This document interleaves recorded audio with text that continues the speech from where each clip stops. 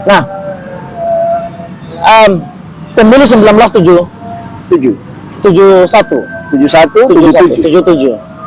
Nah, kemudian perkara hari ini karena punya korelasi gitu ya, masih dengan sama ini perjalanan panjang nih. Hari ini muncul peristiwa besar yang kemudian memakan waktu panjang nih pembahasannya nih. Stasiun televisi bahasnya panjang lebar gitu, selalu mengawal soal masalah persoalannya nih. Sudah berapa bulan kita lihat gitu. Nah, Panji Gumilang dengan Al-Zaitun nih muncul hari ini, mengotak-atik gitu situasi harmonisasi gitu, kedamaian dalam berbangsa gitu, bernegara hari ini. Just ya dengan sembrononya berkata sesuai dengan keinginan dia gitu ya, dengan bermazhab pada mazhab Bung Karno katakanlah gitu ya. Nah, lalu sebentar lagi nih pemilu 2024. Bang Ical melihatnya ini seperti apa ini? Jadi sebelum bicara Panji Gumilang pemilu presiden 2024 ada hal penting. Apa itu? Hal pentingnya adalah KW9, KW8. KW9 dan KW8. Oke. Komander wilayah 8 dan 9, 8 Lampung, 9 Jakarta dan Jawa Barat. Itu beberapa wilayah masuk ke dalam. Yang jadi pertanyaan itu kapan dibentuk? Di berbagai macam media massa dan beberapa catatan dokumen menyebutkan bahwa itu pertama kali dibentuk ketika Panji Gumilang memimpin. Di tahun 92-93. Saya bilang enggak. Gagasan untuk mendirikan KW8 dan KW9 itu sudah muncul ketika ada Jailani memproklamasikan dirinya di tahun 75 sebagai imam besar NII, lalu ditangkap, masuk ke penjara, muncul keluar gagasan itu. Gagasan itu memang direkayasa sama Ali Murtapa dan Benny Murdani. Nanti baru direalisasikan ketika 92-93 ketemu orang yang pas, Panji Gumilang. Waktunya panjang benar nih. Lama. Makanya orang bilang Panji Gumilang itu eksistensinya menguasai KW9 tidak terlepas dari jasanya ada Jailani. Dan yang mengontrol ada Jailani itu adalah Ali Murtopo. Makanya kalau orang berbicara tentang relasi antara Panji Gumilang dengan intelijen, itu Ali Murtopo masuknya lewat ada Jailani ketemu Panji Gumilang. Wow. Baik.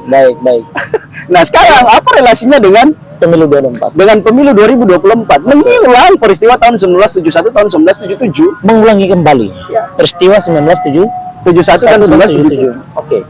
Jadi kegunaan dari Al-Zaitun dan Panji Gumilang sebagai aset. Panji Gumilang itu namanya banyak. Di kalangan NII, masyarakat NII, dia itu dikenal dengan 4 nama. Oke. Ada Abu Ma'arif. Ada Samsul Alam. Abu Toto. Sama yang terakhir saya Panji Gumilang. Satu orang saja. Namanya 4. Dan dia itu kawan baiknya Robert Tantular. Dia punya banyak rekening dengan tabungan triliunan rupiah di Bank Senturi, bekas Bank CIC. Siapa namanya? Panji Gumilang. Jadi CIC itu dulu waktu belum jadi bank, itu money changer, tempat orang main judi dan tukar uang. Dan Panji Gumilang itu catatannya paling buruk. Ikut main judi juga? Bukan main judi, tapi melakukan rekayasa dalam konteks transaksi ilegal. Jadi dia itu sama Robert Tantular pernah bisnis, beli black dollar, dolar Afrika, dolar hitam, dolar setengah jadi. Beli cairannya, baru disiram nanti jadi dolar jadi. Jadi itu dia pernah transaksi di Spanyol sama Itali. Jadi ini sesungguhnya pencucian uang. Jadi Panji Gumilang itu pernah lakukan 2 kali transaksi di Spanyol dan di Itali. Dan dalam beberapa transaksi berikutnya dia ditipu. Kehilangan uang sekitar 50 miliar. Wow. Dan itu bukan uangnya dia. Pantasnya sekarang jadi gila tuh orang. Dan yang dipakai sebagai modal untuk bisnis haram tadi bukan uang pribadi Panji, tapi uang jamaah Al-Zaitun. Warga NII tadi. Iya.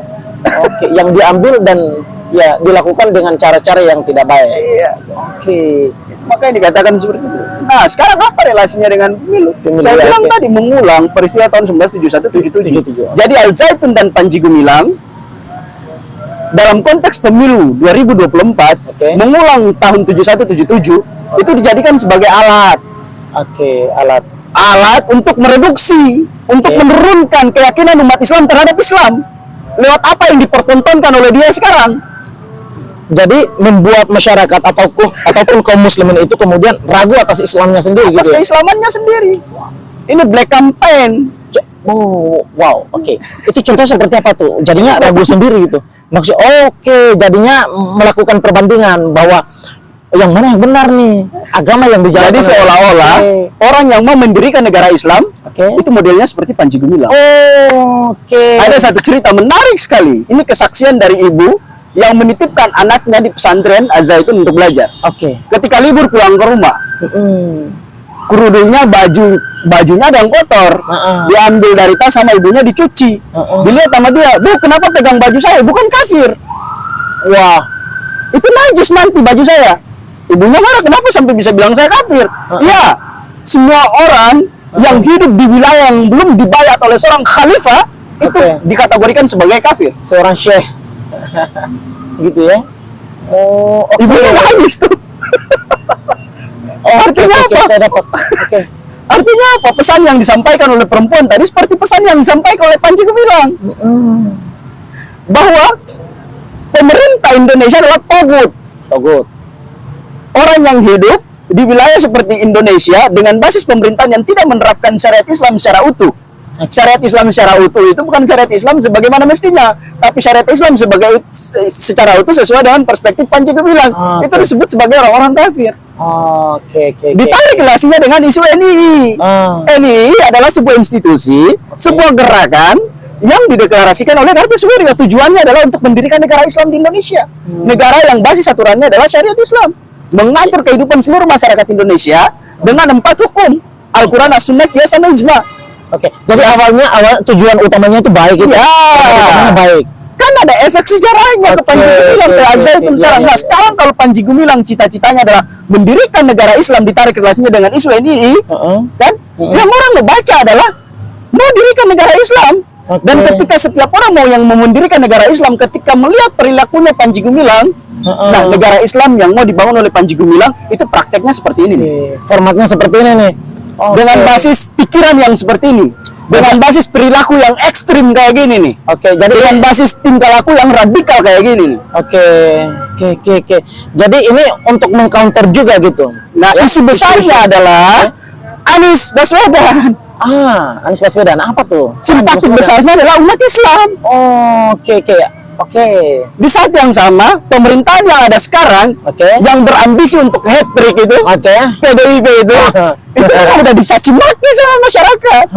Masyarakat udah trauma sama dia selama 2 periode dengan basis partai yang ngedukung dia di belakang. Makanya apa? Sejak gerakan-gerakan besar yang dilakukan oleh umat Islam di Monas sampai diledek sama mereka sebagai jamaah Munaslimin. Karena 7 juta orang nonton di situ kan? Betul. Salah satu ekses pentingnya adalah Anies. Ikon utama ya. Salah satu ekses pentingnya adalah Anies. Artinya apa? Dalam konteks pertarungan isu, dalam dinamika politik menjemput tahun 2024 ini, masyarakat Muslim itu ada di pihaknya Anies. Itu memang nggak mutlak kayak gitu, tapi itu yang tampil di berbagai macam media massa. Anies adalah mendapatkan representatif dukungan dari mayoritas masyarakat Muslim.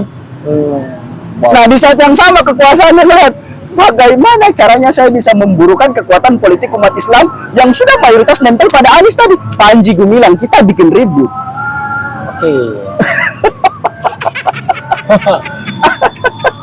Ini pola yang sama ketika Ali Murtopo gunakan tangannya Danu Muhammad dan Ateng Jailani di Jawa Barat buat hancur leburkan kekuatan politik Partai Nahdlatul Ulama di tahun 71, Partai Syariat Islam Indonesia, Partai Muslimin Indonesia, dan Partai Islam atau PERTI. Berarti jelas ya, si Panji Gumilang ini adalah infiltran ya. Kita. Wow. Ngeri. Itu bukan pendapat saya. Yang dari tadi saya ngomong ini bukan pendapat pribadi saya. Berarti wajar saja ya ketika kemudian hari ini tidak ada proses akhir daripada proses hukum atas Panji Gumilang itu ya. Sudah dari penyelidikan ke penyidikan tapi tidak ada tersangka-tersangkanya nih. Itu yang semakin menguatkan dugaan publik. Bahwa dia ini sesungguhnya dilindungi oleh kekuasaan. Makanya dalam perdebatan hebat, saya juga kemarin hubungin 2 pejabat tinggi Majelis Ulama Indonesia. Yang seringkali masyarakat lihat vokal bicara tentang Panji Gumilang di berbagai macam media massa, termasuk kemarin yang di TV One terakhir. Saya sebut Kiai Haji Anwar Abbas, saya hubungin sama Kiai Haji Khalil Nafis. Oke. Saya hubungin mereka. Karena apa? Dari mereka saya juga memahami beberapa skema. Oke. Dari pernyataan-pernyataannya mereka yang menempatkan posisi Panji Gumilang itu, informasi juga saya dapatkan dari mereka. Bahwa Panji Gumilang itu memang kalau dari perspektif sosial, politik, dan hukum yang berkembang di Indonesia, dia memang udah mencederai. Dia udah mencederai keyakinan masyarakat Indonesia.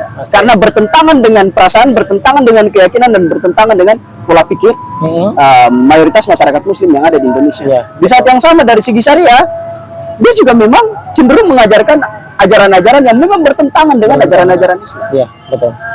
Ini kan harusnya masuk dalam kategori penistaan berat. Ya. Oke. Membuat saf antara laki-laki dan perempuan dalam sholat menjadi satu. Ya. Perempuan boleh menjadi khotib sholat Jumat. Ya.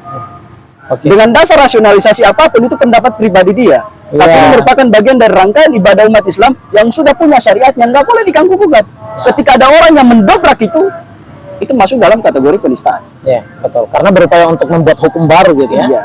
Makanya dibilang pemahaman seorang pribadi gitu. harusnya hal-hal yang sudah nampak seperti itu, Oke. itu menjadi bukti yang kuat bagi polisi untuk kemudian menetapkan sebagai tersangka, dan didorong juga oleh pemerintah. Tapi pemerintah diam-diam aja tuh. Ya, apalagi ini perkara yang di mana bukti-buktinya sudah semua tampak gitu ya. Banyak benar persaksian-persaksian para ex-NII dan lain seterusnya. Oh, orang-orang terlibat dengan Panji Gumilang juga sama gitu ya, sudah memberikan persaksian. Tapi sampai sejauh ini itu belum ada prosesnya. Makanya pesan terakhir saya sebelum kita tutup, kita nggak perlu fokus kepada Panji Gumilangnya. Apapun yang mau dia lakukan terserah ya. Terserah dia.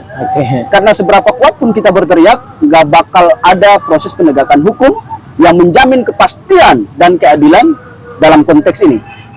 Semua aparatur negara itu lemah ketika berhadapan dengan Panji Gumilang. Yang harus kita fokuskan adalah membuktikan, mencari bukti, menelusuri, sehingga terendus ada siapa di balik Panji Gumilang. Seperti rentetan cerita sejarah yang saya sebutkan tadi, dia merupakan bagian dari aset penting intelijen. Dulu namanya Bakin, Badan Koordinasi Intelijen, di bawah Ali Murtopo, Beni Murdani, Hendro Priyono. Ya kan? Nah sekarang Bakin sejak era Gus Dur di tahun 2000 itu dirubah namanya jadi BIN. Badan Intelijen Negara. Direktur utamanya adalah Hendro Priyono. Dan Hendro Priyono yang sampai saat ini, kalau menurut saya dari beberapa catatan yang saya baca, yang saya tanya kepada beberapa orang, dialah yang backup Panji Gumilang. Ya, hal yang penting yang harus kita ketahui adalah itu. Siapa yang berada di balik Panji Gumilang, skemanya apa, tujuannya ngapain? Itu yang hal terpenting yang harus kita telusuri. Bukan apa-apa yang dilakukan oleh Panji Gumilang. Yang dilakukan oleh Panji Gumilang juga penting. Tapi tidak sepenting apa-apa yang kemudian yang melatar belakang Panji Gumilang. Betul. Artinya yang tampak dari Panji Gumilang itulah yang seharusnya tidak boleh dilihat. Yang ditelusuri adalah apa yang melatar belakanginya gitu ya. Karena inilah kekuatan politiknya, saya kira ya, kekuatan politiknya Panji Gumilang untuk selalu melakukan propaganda gitu ya. Sehingga kemudian publik ini menjadi gaduh sendiri gitu. Dan yang terakhir sekali, kepada Presiden Joko Widodo yang terhormat dan Pak Mahfud MD yang saya sebut bukan lagi Menteri Hukum dan HAM, Koordinator Bidang Hukum dan HAM, ya kan? Betul kan ya? Betul. Tapi sekarang udah berubah menjadi Menteri Juru Bicara. Menteri Juru Bicara pemerintah. Tolong tegas. Biar tidak semakin menguatkan dugaan masyarakat bahwa Panji Gumilang merupakan aset Anda untuk mereduksi kekuatan politik Islam, untuk mencitra burukan Islam, untuk mematikan Islam dalam jangka panjang. Sekian itu. Ya. Terima kasih banyak. Waduh, ngeri nih. Wah. Baik teman-teman semua, silakan Anda. Saya tidak mau ingin menutup ruang diskursus ya. Silakan pendapat teman-teman jika merasa ada sesuatu yang ingin disampaikan gitu ya, atau mau ingin melakukan bantahan atas diskusi kita pada sore menjelang malam hari ini, silahkan tuangkan di kolom komentar di bawah ini, lalu kita akan mencoba membangun diskusi ringan di sana. Terima kasih teman-teman semua, video ini sebarkan sebanyak-banyaknya, semoga bisa tersampaikan kepada pihak-pihak terkait Panji Gumilang dan seluruh para anak buahnya di Circle Al Zaitun, juga pula kepada pemerintahan kita Jokowi dan seluruh para pembantu-pembantunya. Terima kasih banyak teman-teman semua. Assalamualaikum warahmatullahi wabarakatuh. Waalaikumsalam. Makasih Bang Uce. Sama.